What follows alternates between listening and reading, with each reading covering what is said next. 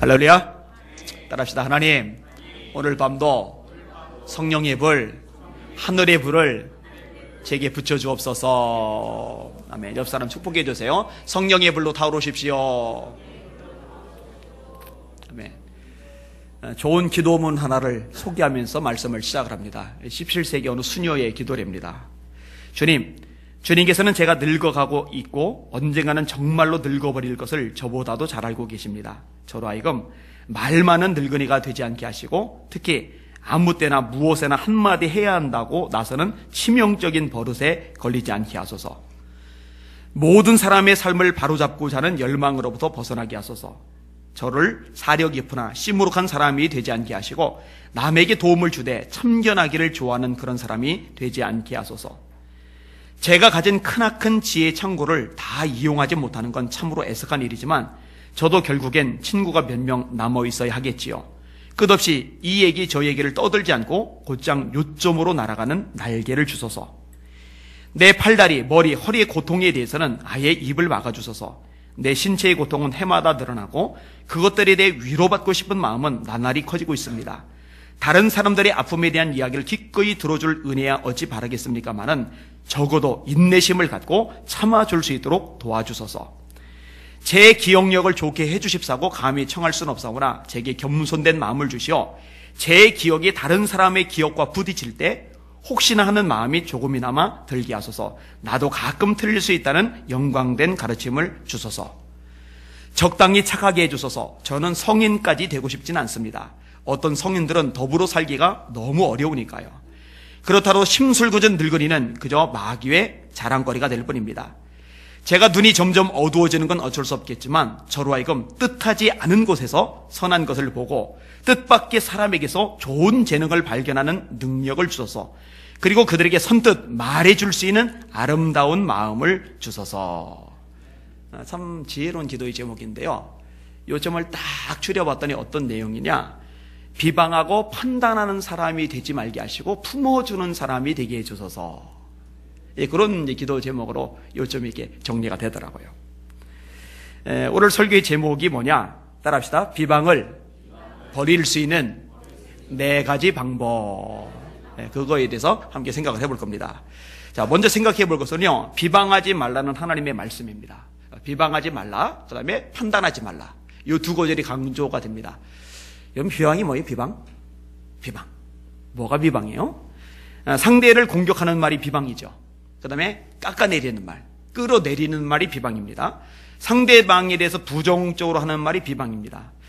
이 비방의 대상은요, 무차별적으로 가능합니다. 대통령도 비방의 대상이 될 수 있고요, 총리 포함한 공직자들도 비방의 대상이 될 수 있고요, 가깝게는 구청장, 동네 동장, 이웃집 사람들, 아니면 교회에서는 옆에 있는 성도들, 아니면 목회자, 누구라도 이제 비방이 가능할 거예요. 그죠? 근데 성경은요, 철저하게 비방하지 말라고 말씀을 하십니다. 하나님이 비방을 참 싫어하시는데요, 그 단적인 얘기를 제가 하나 읽어드릴게요. 민수기 12장 말씀인데, 모세가 구스 여자를 취하였더니 그 구스 여자를 취하였으므로 미리암과 아론이 모세를 비방하니라. 그들이 이르되 여호와께서 모세와만 말씀하셨느냐 우리와도 말씀하지 아니하시느냐며 여호와께서 이 말을 들으셨더라. 이런 모세가 시내산에서 뭘 봤죠? 율법의 항목 중에 어떤 항목이 있죠? 이방인하고 결혼하지 말아라. 그죠? 근데 지금 모세가 아내 십보라를 잃은 다음에 누구하고 결혼을 하죠? 구스 여자, 이방인. 자, 질문. 모세가 잘못했어요? 잘못하지 않았어요? 잘못했어요? 잘못하지 않았어요? 잘못했어요. 자기가 가르치는 입장인데 자기가 잘못을 했어요. 이걸 보더니 나머지 백성들은 감히 모세한테 말을 못 꺼내고 미리암과 아론이 꺼낸 거예요. 먼저 나온 것은 이유가 있어요. 주동자라는 얘기예요. 미리암이 주동자입니다. 이 여자가 주동자예요. 모세를 비방하는 거예요. 그런데 그 다음에 어떤 구절이 나왔어요? 여호와께서 이 말을 들으셨더라. 누가 들으셨어요? 모세만 들은 게 아니에요. 하나님이 들으셨어요. 하나님이 부르십니다. 여호와께서 갑자기 모세와 아론과 미리암에게 이르시되 너희 세 사람은 회막으로 나오라 하시니 그 세 사람이 나아가매 여호와께서 구름 기둥 가운데로부터 강림하사 장막 문에 서시고 아론과 미리암을 부르시는지라 두 사람이 나아가매. 그 다음에 뭘 하세요? 하나님이 책망을 하세요. 민수기 12장 6절입니다. 내 말을 들으라. 너희 중에 선지자가 있으면 나 여호와가 환상으로 나를 그에게 알리기도 하고 꿈으로 그와 말하기도 하거니와 내 종 모세와는 그렇지 아니하니 그는 내 온 집에 충성함이라. 그와는 내가 대면하여 명백히 말하고 은밀한 말로 하지 아니하며 그는 또 여호와의 형상을 보거늘 너희가 어찌하여 내 종 모세 비방하기를 두려워하지 아니하느냐. 내 종 모세 비방하기를 두려워하지 않으냐. 여러분, 하나님의 종을 비방하는 것은 두려워해야 될 거예요? 두려워하지 말아야 될 거예요? 네, 두려워해야 돼요. 근데 왜 두려워하지 않느냐? 라고 하나님이 물으시는 거예요. 제가 볼 때 지금 세대에 딱 맞는 말씀입니다. 왜냐하면 지금 세대는요, 영적 지도자를 쉽게 비방하는, 이것이 아주 보편화된 세상이거든요. 제가 뉴스앤조이를 싫어하는 이유가 거기에 있어요. 교회개혁 실천연대 같은 단체를 싫어하는 이유가 거기에 있어요.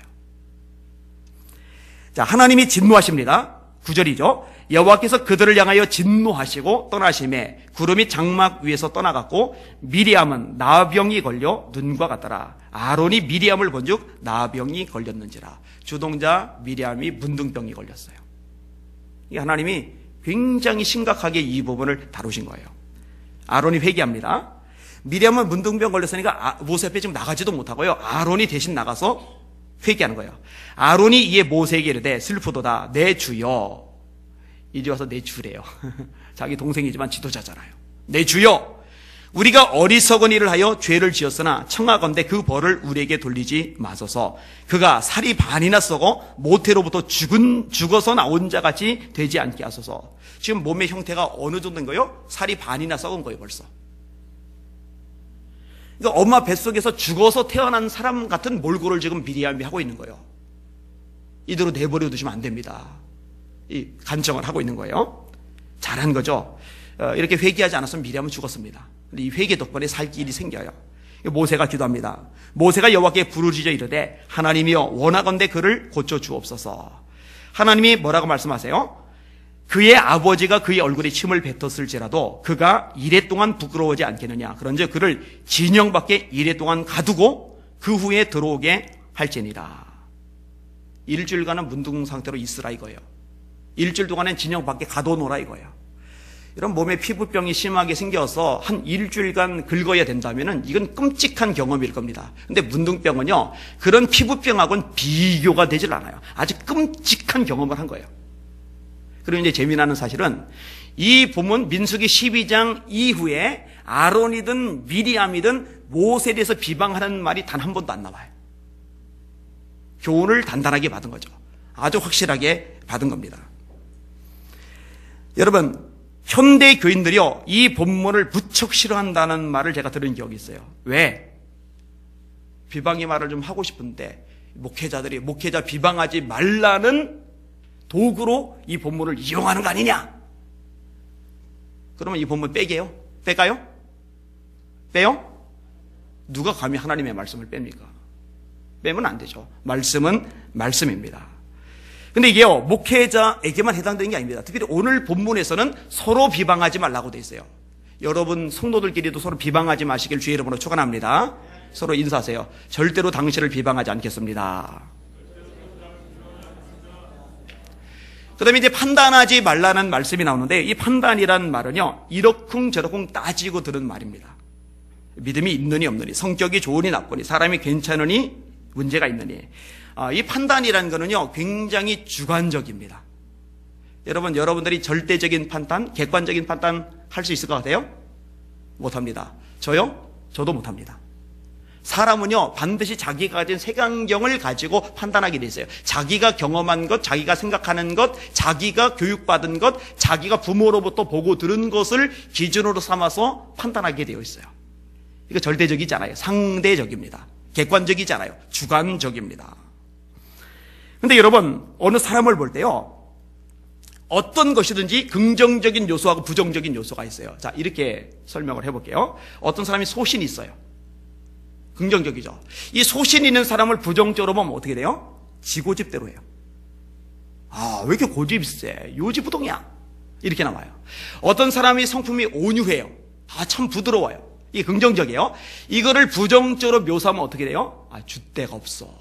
왜 사람이 이렇게 물러터져? 그렇게 되는 거예요. 야, 저 사람 법 없이 살 사람이야. 법 없어도 살 사람이야. 굉장히 긍정적이죠. 판단이. 근데 이 판단을 부정적으로 하게 되면 어떤 판단이 나올 것 같아요? 흐리멍텅한 거예요. 참 세련되게 옷을 잘 입어요. 이게 긍정적으로 표현한 거죠. 이걸 부정적으로 하면 어떻게 돼요? 아, 저 사람이 이렇게 사치와 허영이 심해. 옷에 되게 돈을 처바르는 거야. 이렇게 이제 나오는 거예요. 그죠?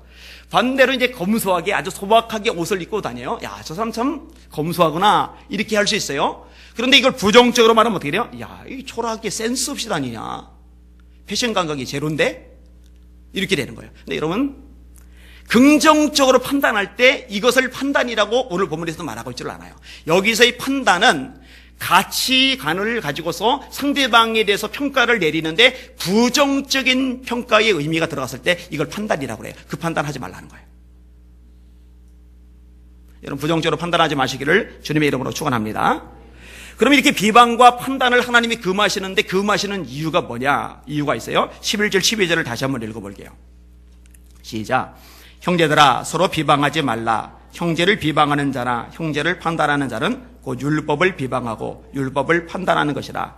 네가 만일 율법을 판단하면 율법의 준행자가 아니요 재판관이로다. 입법자와 재판관은 오직 한 분이시니 능히 구원하기도 하시며 멸하기도 하시느니라. 너는 누구이기에 이웃을 판단하느냐. 자, 본문의 구조가 이렇게 되어 있어요. 형제를 판단해요. 형제를 비방해요. 이 사람은 율법을 판단하고 율법을 비방하는 거예요. 그런데 율법을 판단할 수 있는 분은 딱 한 분뿐이에요. 하나님. 우리는 하나님이 아니에요. 따라서 우리는 율법을 판단할 자격이 없어요. 근데 형제를 판단하는 것이 율법을 판단한 것이라면 우리가 형제를 판단할 때 율법을 판단하는 것이 돼요. 이것을 하나님의 말씀이 지적을 해주는 거예요. 무슨 얘기냐면 니들이 뭔데 감히 하나님 자리에 올라가느냐. 그 얘기를 해주고 있는 거예요. 너는 누구 가운데 네 이웃을 판단하느냐. 네가 뭔데 건방지게 교만하게 두려움도 없이 감히 하나님의 자리에 올라서느냐. 그 이야기를 오늘 본문이 해주고 있는 겁니다. 여러분요, 사실 사람은요, 사람을 제대로 파악하지 못할 때가 많습니다. 사무엘은 영적 지도자입니다. 기도를 많이 합니다. 사람의 내면을 잘 들여다보는 사람입니다. 근데 이 사무엘조차도 속아 넘어가죠. 엘리압 보고. 야, 이 사람은 참으로 하나님이 세우실 왕감이다. 하나님이 뭐라고 말씀하세요? 나 그를 버렸다. 하나님은 버렸다라고 말씀하세요. 하나님 앞에 버림받은 인생인데 사무엘은 그 사람이 멋있게 보이는 거예요. 사무엘의 판단이 맞은 거예요, 틀린 거예요? 사무엘도 판단 틀린다니까요. 여호수아도 판단 못해가지고 기브온 사람하고 계약 맺었다가 아주 난처한 일을 겪잖아요. 그러니까 하나님 편에서 볼 때 버림받은 존재인데 이것을 좋게 판단하는 실수를 저지른 거예요. 근데 거꾸로도 마찬가지예요. 우리가 누군가에 대해서 부정적으로 굉장히 안 좋게 판단을 했어요. 그런데 하나님이 보실 때는 그 사람이 정말 괜찮은 사람이에요. 근데 나는 내 선입견 때문에, 내가 경험한 것 때문에, 내가 가지고 있는 어떤 기준 때문에 그 사람에 대해서 부정적으로 판단했는데 하나님이 보실 때는 귀한 사람이다. 이러면 이제 큰 문제가 발생을 하는 거예요. 조심하셔야 돼요. 여러분, 예레미야는요, 미움을 많이 샀습니다. 얼마나 미움을 많이 사면은요, 같은 선지자라고 취급되는 다른 선지자들에 의해서도 예레미야가 공격을 많이 당해요. 욕을 엄청 많이 얻어먹어요. 그런데 하나님은 예레미야를 인정하세요. 진짜 선지자는 예레미야였어요. 그러니까 다른 사람들의 판단이 맞은 거예요, 틀린 거예요? 틀린 거죠. 잘못 판단한 거죠. 여러분에게 다시 질문할게요. 여러분들 정말로 사람들 정확하게 볼 자신 있으세요? 이거 없다고 말하는 게 정상입니다. 누가 감히 사람을 제대로 볼 수 있겠어요?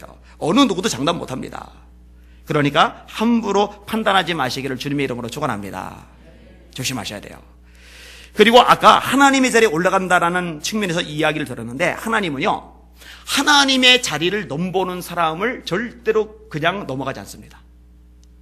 이거는 두렵고 떨림으로 받아들여야 될 대목입니다. 창세기 선악과 사건을 아실 겁니다. 하나님이 아담과 하와에게 모든 권한을 주셨어요. 생육하고 번성하여 땅에 충만하라. 땅을 정복하라. 바다의 고기와 공중의 새와 땅이 움직이는 모든 생물을 다스리라. 그러니까 코끼리 같은 덩치 큰 것도 다스려요. 사자 같은 이빨 센 것도 다스려져요. 하늘 나는 독수리도 다스려져요. 다 다스려져요. 그러니까 만물 위에 사람이 있는 거예요. 그런데 이 사람 위에 하나님이 계세요. 그리고 사람 위에 하나님이 계시다는 것을 아담에게 하와에게 상기시키는 것이 선악과입니다.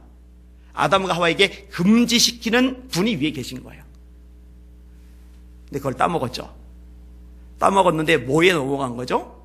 뱀이 뭘 가지고 유혹하죠? 너 먹으면 눈이 밝아서 하나님처럼 돼. 뭘 넘은 거예요? 하나님 자리를 넘은 거예요. 이게 문제라니까. 이게 하나님 자리를 넘은 거예요. 하나님처럼 내고 싶었던 거예요. 하나님 그거 용납 안 합니다. 에덴 동산에서 쫓겨냅니다. 죽음이 인간에게 찾아옵니다. 땅이 저주를 받아서 엉겅퀴를 내기 시작합니다. 여자는 해산하는 고통이 더 커졌어요. 이런 마귀가 왜 쫓겨났죠? 하나님 자리를 넘었거든요. 영광스러운 존재인데 루시엘, 쫓겨나서 루시퍼가 됩니다만, 그 영광스러운 자리에서 그 영광스러움을 누리는 것, 그러다 보니까 간이 배밖에 나온 거예요. 하나님처럼 높아지고 싶었던 거예요. 그래서 쫓겨난 거고, 영원한 불구덩이 속에 고통당할 수밖에 없는 비참한 신세가 된 겁니다. 사도행전 12장에 보면은요, 헤롯이 나옵니다. 이 헤롯이 아주 빛나는 왕복, 반짝이는 왕복을 입고 딱 섰는데 사람들이 헤롯에게 영광을 막 돌리는 거예요. 야, 헤롯이 이렇게 말씀하는 거, 이거는 하나님의 소리이지 사람의 소리가 아니다. 그러면 나는 하나님 아니야, 나는 사람이야, 이렇게 말해야 되죠, 백성들에게. 근데요, 즐겨요, 그거를요. 하나님의 소리야? 괜찮은데? 성경이 이렇게 말씀합니다. 헤롯이 영광을 하나님께로 돌리지 아니하므로 주의 사자가 곧 친히 벌레가 먹어서 죽으니라. 벌레가 속에서 파먹어서 죽었어요. 비참하게 죽었어요. 따라합시다. 영광은 오직 하나님께만. 영광을 하나님께 돌리지 아니하므로 곧 친히 벌레가 먹어서 죽으니라. 헤롯이 하나님의 자리를 넘보고 그 위치에 올라가려 했을 때 하나님이 그걸 심각하게 다루셨어요. 여러분, 아무리 대형교회가 돼도요, 대형교회 담임 목사가 하나님의 자리에 올라가려고 그러면 안 돼요. 그건 착각입니다. 교만입니다. 그럴 바엔 교회가 대형교회가 안 되는 게 나아요. 이단 교주들이 그래서 멸망으로 다름질하는 거예요. 하나님이 우상숭배를 싫어하시는 이유가 뭡니까? 하나님의 자리에 다른 존재들이 올라가는 것, 이게 우상숭배거든요. 하나님 딴 거 봐줘도 이거 용납 안 하십니다. 하나님의 자리에 침범하는 거. 그런데 율법을 판단하는 거, 율법을 가지고 재판하는 건 하나님 한 분뿐이신데 감히 율법을 판단해요? 감히 하나님의 자리에 올라가요? 이거 하나님 기뻐하지 않아요. 그래서 비방하지 말라고, 비판하지 말라고 성경이 아주 단단하게 강조를 하고 있는 겁니다. 따라합시다. 비방하지 말자. 비판하지 말자. 하나님의 자리에 감히 올라서지 말자. 아멘입니까? 네, 그렇게 되시길 바랍니다. 그러면은 어떻게 해야 비방하지 않을 수가 있을까? 이걸 다뤄야 될 거 아니겠어요? 그 얘기를 좀 다루려고 합니다. 첫 번째 부분 따라합시다. 내가 죄인임을 알자. 이러면 자기의 정체성, 자기의 문제, 자기의 한계, 자기의 허물, 자기의 부족함을 깊이 들여다보는 사람은요, 남 얘기할 겨를이 없습니다. 보통 남의 얘기 많이 하는 사람들의 특징은 뭐냐면 자기를 모른다는 겁니다. 예수님이 이렇게 지적을 하십니다. 어찌하여 형제의 눈 속에는 티는 보고 네 눈 속에는 들보는 깨닫지 못하느냐. 예수님의 표현 중에 과장법이 있잖아요. 들보가 뭐예요? 집을 이렇게 가로 세운 이 거대한 거 있죠. 이게 있기 때문에 무너져 내리지 않도록 집이 지탱이 됩니다. 그 들보 눈에다 집어넣으면 눈이 문제가 아니라 몸 자체가 다 작살납니다. 사람보다 크니까.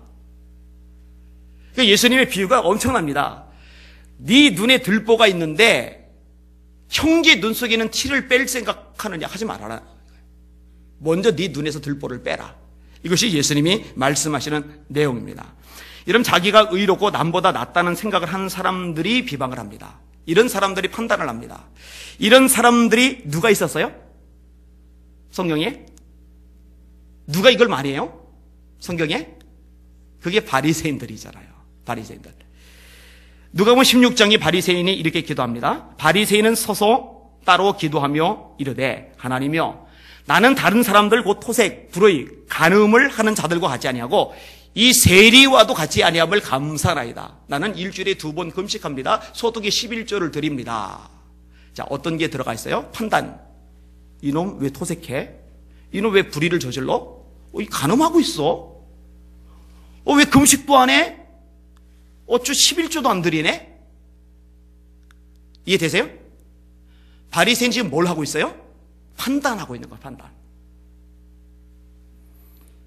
그러면은 바리새인은 죄가 없느냐? 그렇잖아요. 철저한 죄인입니다. 이것을 주님이 드러내십니다. 그게 이제 마태복음 23장의 말씀입니다. 들어보세요.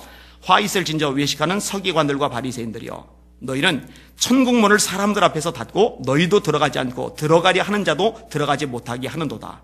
화 있을 진저 외식하는 서기관들과 바리새인들이여, 너희는 교인한 사람을 얻기 위하여 바다와 육지를 두루 다니다가 생기면 너희보다 배나 더 지옥 자식이 되게 하는도다. 이게 무슨 말이에요? 니들 바리새인들은 지옥 자식이다. 그런데 니들이 지옥 자식인 것으로 끝내는 게 아니라 다른 사람들을 니들보다 더 지옥 자식 되게 만들고 있다. 그 얘기를 하는 거예요. 화 있을 진저 눈먼 인도자여, 너희가 말하되 누구든지 성전으로 맹세하면 아무 일 없거니와 성전의 금으로 맹세하면 지킬지라 하는도다. 어리석은 맹인들이여, 어느 것이 크냐? 그 금이냐? 그 금을 거룩하게 하는 성전이냐? 지나서 화 있을 진저 외식하는 서기관들과 바리새인들이여, 너희가 박하와 회양과 근체의 11조는 드리되 율법에 더 중한 바 정의와 긍휼과 믿음은 버렸도다. 그러나 이것도 행하고 저것도 버리지 말아야 할 것이리라. 맹인된 인도자여, 하루살이는 걸러내고 낙타는 삼키도다. 화 있을 진저 외식하는 서기관들과 바리새인들이여, 잔과 대접의 겉은 깨끗이 하되 그 안에는 탐욕과 방탕으로 가득하게 하는도다. 진짜 죄인들이거든요. 정말 썩을 대로 썩었거든요. 근데 자기를 못 봐요. 자기를 못 보니까 왜 똑바로 못해? 판단을 하게 되는 거예요. 자기를 보셔야 돼요. 이게 첫 번째, 비방이 사라지게 할 수 있는 방법입니다. 두 번째 방법 따라합시다. 예수님의 눈으로 사람을 보라. 여러분, 예수님은 가장 완벽하신 분이죠. 흠이 없죠. 허물이 하나도 없어요. 예수님이 어떻게 말씀하시느냐? 누가 나를 죄로 책잡겠느냐? 우리와 한결같이 시험을 받은 자로 돼 죄는 없으시니라. 이게 예수님입니다. 그런데 정작 예수님은 사람들을 판단하거나 비방하지 않아요. 사람들이 한 여자 잡아왔죠. 간음하다 잡힌 여자. 돌멩이 하나씩 들고서 예수님께 질문하잖아요. 율법에는 이런 여자 돌로 쳐 죽이라고 그랬는데 예수님 어떻게 할까요? 예수님이 땅바닥에다 글을 쓰세요. 조용해져요. 그 다음에 사람들 보고 말합니다. 너희 중에 죄 없는 자가 돌로 쳐라. 그리고 다시 땅바닥에다 뭘 쓰세요? 그러니까 땅바닥에다 고개 숙이고 쓰시는 동안에 그 눈 피해서 하나씩 둘씩 도망가더니 다 도망가 버렸어요. 여자 보고 물으세요. 너를 정죄한 자가 어디 있느냐? 아무도 없습니다. 그런데 주님이 뭐라 말씀하세요? 나도 너를 정죄하지 아니하노니 가서 다시는 죄를 범하지 말아라. 할렐루야. 너 왜 그때로 살아? 너 왜 인생 그렇게 더러워? 주님 비방하지 않아요. 판단하지 않아요. 여러분, 절대로 비방하거나 판단하지 않는 여러분들, 예수님의 눈을 가진 여러분들 되시길 주님의 이름으로 축원합니다. 이 말씀 준비하다가 저한테 먼저 적용하거든요. 요 대목에서 이 원고에 써 있어요. 제가 이제 회개한 것들이 있어요. 제가 판단했던 것들, 제가 비방했던 것들, 하나님 용서해 주세요라고 기도를 했어요. 여러분도 점검하시고 회개하셔야 돼요. 자, 세 번째 부분입니다. 따라합시다. 마음에 하나님의 사랑을 채우라. 여러분, 같은 사람, 같은 행동도요, 내 마음 상태가 그 사람을 향해서 어떠냐에 따라서 전혀 반응이 다르게 나타납니다. 내가 그 사람을 이뻐해요, 좋아해요, 마음에 되게 들어요. 근데 그 사람이 실수를 해요. 그러면은요, 그러려니 넘어가져요. 근데 꼴 보기 싫어요. 못마땅해요. 그 사람이 뭔가 문제를 드러냈다. 그러면은요, 고박 고를 줄 알았어.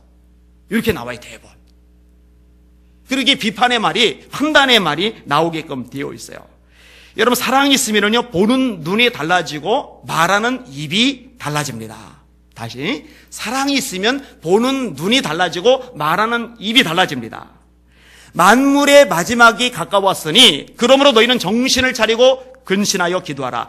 무엇보다 뜨겁게 사랑할지니, 따라합시다. 사랑은 허다한 죄를 덮느니라. 질문.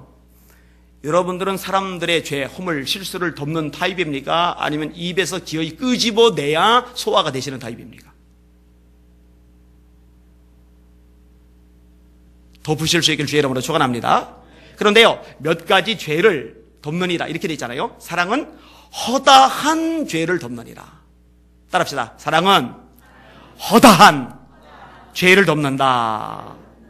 수없이 잘못해요. 수없이 문제를 일으켜요. 하는 것마다 왜 이렇게 회기 싫고 꼴보기 싫고 어우 저 모양인지 모르겠어요. 그런데 사랑은 허다한 죄를 덮느니라. 이게 성경의 말씀입니다. 여러분, 그래서 성도들 간에 사랑이 있으면요 비방과 판단이 사라집니다. 사랑이 줄면은 비방과 판단이 고개를 내밀고 독사처럼 삐짝 드러내게 되어 있어요. 목회자가 성도들을 볼 때 마찬가지입니다. 성도들이 성도들을 볼 때 마찬가지입니다. 성도들이 목회자를 볼 때 마찬가지입니다. 여러분들은 덮으세요? 까발리세요?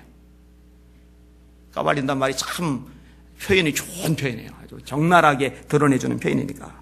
잠언의 말씀입니다. 17장 9절 따라합시다. 허물을 덮어주는 자는 사랑을 말하는 자요, 그것을 거듭 말하는 자는 친한 것을 이간질하는 자리라.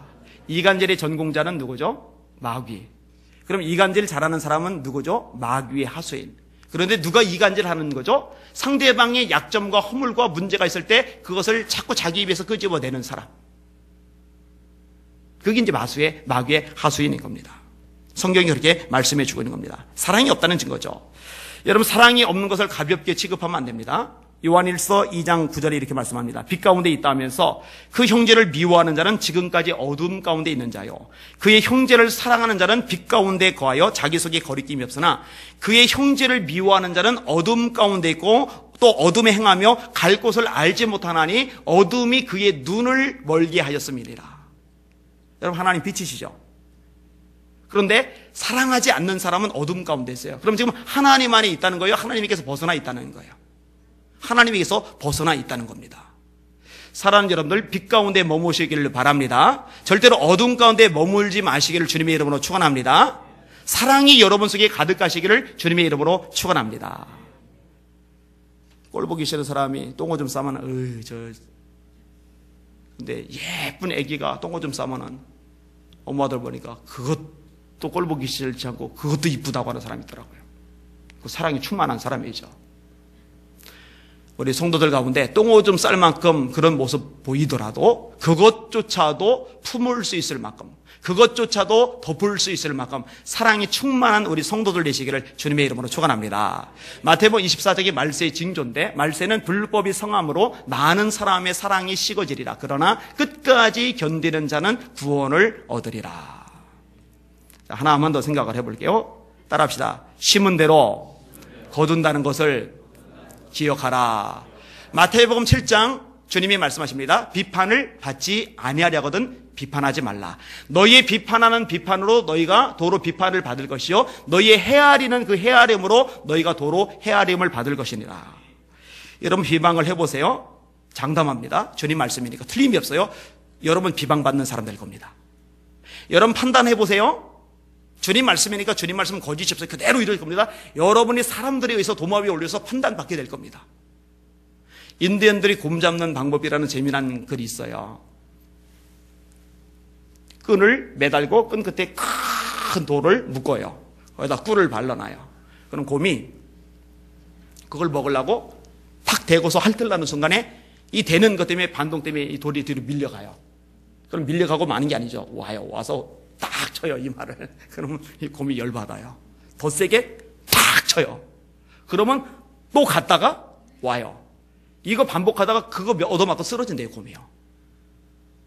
세상에 이렇게 멍청한, 그래서 밀은 곰탱이라고 하는 거예요. 괜히 그 말이 나온 게 아니에요. 근데 여러분, 곰만 미련한 게 아니에요. 사람도 그래요. 비방의 말을 해봐야, 판단의 말을 해봐야 내게 돌아오잖아요. 내가 다쳐요. 내가 죽어요. 내가 상해.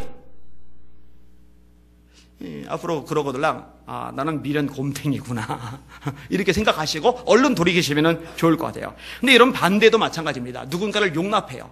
용납이란 거는 뭐냐면요, 상대방을 인정하는 게 아니에요. 분명히 옳지는 않아요. 분명히 문제가 있어요. 그런데 있는 모습 그대로 받아들여 주는 거예요. 예수님이 내가 모자라지만, 문제가 있지만, 한계가 있지만, 실수하지만, 죄 짓지만, 때로 주님의 가슴에 못 찔렀지만 그래도 나를 받아주잖아요. 나를 용납해 주잖아요. 그게 용납이란 말이에요. 주님이 내게 그렇게 하듯이 나도 인정은 안 되는데 있는 모습 그대로 받아들여 주는 거예요. 이렇게 하잖아요. 비방 제하고 판단 제하고 이렇게 용납을 해주잖아요. 그러면 이게 여러분에게 그대로 다시 돌아갑니다. 그렇게 되실 수 있기를 주의 이름으로 축원합니다. 여러분, 사실 왜 못마땅한 사람이 없겠습니까? 왜 마음에 안 드는 사람이 없겠습니까? 이건 불가능합니다. 한 식구도 마음에 안 들어요. 여러분, 남편 100% 마음에 들어요? 지금 빙긋이 웃는 분들은 다 수상한 분들입니다. 저는 다 봤어요, 지금. 여러분, 아내들 다 마음에 들어요? 저도 우습게. 남편 입장에서도요, 100% 아내 마음에 드는 거, 그거는 불가능합니다. 제 아내가 천사인 줄 아세요? 착하긴 하지만 천사는 아니에요.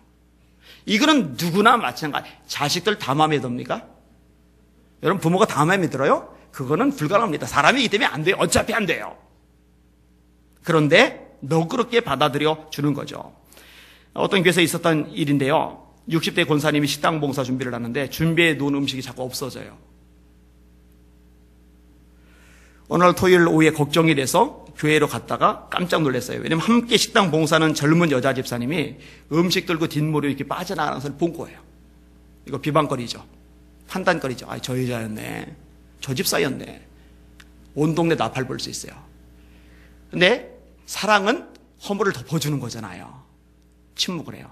근데 문제가 발생을 했는데 이 권사님이 토요일 날 들어갔잖아요. 들어갈 때 빠져나갔잖아요. 그러다 보니까 이 권사님이 음식을 훔쳐가는 사람으로 취급이 돼버린 거예요. 수군수군 하더니 다 퍼져버렸어요. 그러면 솔직하게 얘기하면 2명 벗잖아요. 그냥 뒤집었어요. 불신감이 심하니까 이 권사님 말을 사람들이 안 들어요. 무시를 해요. 그리고 주방일도 손을 놔요. 상처되죠. 서운하죠. 그래도 아무 말 안 해요. 부흥회를 하는데 성도들이 회개와 변화의 역사를 경험하는 아주 성령 충만한 부흥이었어요. 그 성의 마지막 날 젊은 여집사님이 강단 앞에 공개적으로 나간 거예요. 성령이 역사시니까 용기가 생겼고 그 용기를 가지고 나간 거예요. 그리고 이렇게 말합니다. 목사님, 그리고 성도님들, 제가 고백할 거 있습니다. 교회 식당에서 음식 훔치던 것은 접니다. 저 뒤에 계신 권사님은 아무 잘못 없습니다. 권사님은 지금까지 아무런 변명 없이 제 죄를 대신 뒤집어 쓰고 계셨던 겁니다. 이게요, 그 교회에 아주 놀라운 변화를 일으켰답니다. 이 권사님은 정말로 존경받는 분이 되죠. 충분히 입을 열고 비방할 수 있었는데 그렇게 하지 않은 거예요. 당장은 큰 손해, 너무나 억울하죠. 그러나 더 큰 영광을 얻어요. 멋있죠? 아름답죠? 근사하죠? 폼나죠? 여러분들 그런 성도들 되시길 주님의 이름으로 축원합니다. 말씀을 맺을게요. 비방을 버릴 수 있는 4가지 방법 따라합시다. 내가 죄인임을 알자. 예수님의 눈으로 사람을 보자. 마음에 사랑을 채우자. 심은 대로 거둔다는 것을 기억하자. 이야기 하나만 더 하고 마무리할게요. 이거 미주리조에 있었던 얘기랍니다. 시골 마을에는 미용실인데 그날따라 손님들이 많이 몰려요. 근데 하나같이 요구하는 게 머리를 빡빡 밀어달라는 요구. 싫어해요. 근데 그 빡빡 밀어달라고 요구하던 사람들이 누구냐? 그 지역에는 작은 교회 성도들 50여 명이에요. 그러니까 이 미장원 주인이 이 교회 문제 있는 교회다. 이거 광신자들이다. 이게 미치광이들이다. 이렇게 생각을 했어요. 근데 이유를 나중에 알게 됩니다. 교인들로부터 늘 사랑을 받던 여자 중학생 아이가 있는데 항암 치료를 받았어요. 그래서 교회를 나오지 않는 그 여학생을 해서 신방을 갔는데 나오지 않는 이유를 들은 거예요. 머리가 다 빠졌거든요. 이 여자아이가 머리가 다 밀리니까 이 민머리가 되니까 사람들이 자기 쳐다볼까 봐, 이상하게 생각할까 봐 교회 못 가겠다고 안 오고 있었던 거예요. 그래서 교회로 돌아와서 서로 상의한 결과 교인들이 모두 머리를 밀기로 결정을 한 겁니다. 그러면은 예배 드릴 때 다 같이 머리 밀고 있으면은 그 여자아이가 티가 안 나잖아요. 어차피 다 밀었으니까. 이 미치광이 광신자라고 생각했던 미장원 주인이 이걸 듣는 순간에 울컥한 거예요. 감동이 너무 된 거예요. 야, 이런 데가 있네. 그래서 방송국에다 연락을 했어요. 이 여생의 특별한 추억을 만들어주고 싶었어요. 이 방송국도 응답을 했어요. 주일날 엄마가 정말 어렵게 설득을 해가지고 이 머리 털어먹는 머리에 모자 씌워서 교회까지 딱 데려갔는데 뒷문 열고 들어가는 순간에 50명의 고인들이 전부 다 반짝반짝 이러고 있는 거, 이걸 보고 여중생이 쇼크를 받았어요. 그런데 곧 울어요. 중계하던 리포터가 눈물을 글썽입니다. 그분의 고백입니다. 저는 크리스찬이 아닙니다. 그러나 언젠가 제가 교회를 나간다면 이런 교회를 다니고 싶습니다. 드러내는 게 아니라 감싸는 거죠. 비방하지 말기로 작정합시다. 판단하지 말기로 결심합시다. 주님의 사랑이 제 마음에 여러분 안에 가득하시기를 주님의 이름으로 축원합니다. 설교 준비하다가 제가 회개했다고 그랬잖아요. 아, 내가 목사로 참 모자라구나. 문제가 많구나 생각을 했어요. 더 조심할 거예요. 그동안 잘 안 했다 생각했는데 조심해야 되겠어요. 우리 같이 하나님 앞에 정말 말씀대로 사는 하나님의 종으로 설 수 있기를 주님의 이름으로 축원합니다. 아멘. 기도하겠습니다.